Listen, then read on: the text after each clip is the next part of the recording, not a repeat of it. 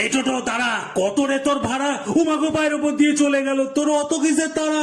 অসুর হলো আমার নাম, দুর্গার পদতলে আমার কাম।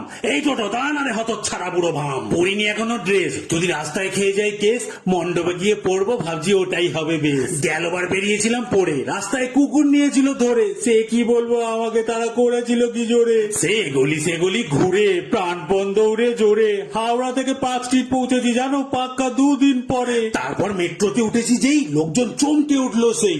একটা মাতাল বলে, হ্যাঁ দুর্গাকে বেশি বিরক্ত করলে তোকে বধ করবো আজকে। এ টেনে বেশি ঝোল হয়েছে বুদ্ধির গন্ডগোল।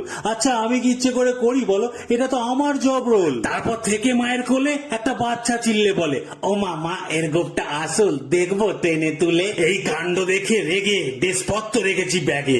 কত দেরি হয়ে গেল, আমি মণ্ডপে পৌঁছই আগে। দুর্গাকে বললাম আমি তাই, চলো এক টোটোতে যাই। বলে গণেশটার অনেক জায়গা লাগে, এক টোটোতে হবে না নাকি তাই। যা গো সব সরা, কি আর যাবে করা। এক টোটোতে গেলে তো একটু কমও পড়তো বল ভাড়া। না আর করবো না দেরি, এবার যা হোক করে ধরি। দাঁড়ালে বেটা দাঁড়াবে, না হলে ওর সামনেই শুয়ে পড়ি। এই টোটো দাঁড়া। উড়ে বাবা গো, বুকের ওপর দিয়ে গেল চলে, কি বড় বাম্পার বলে।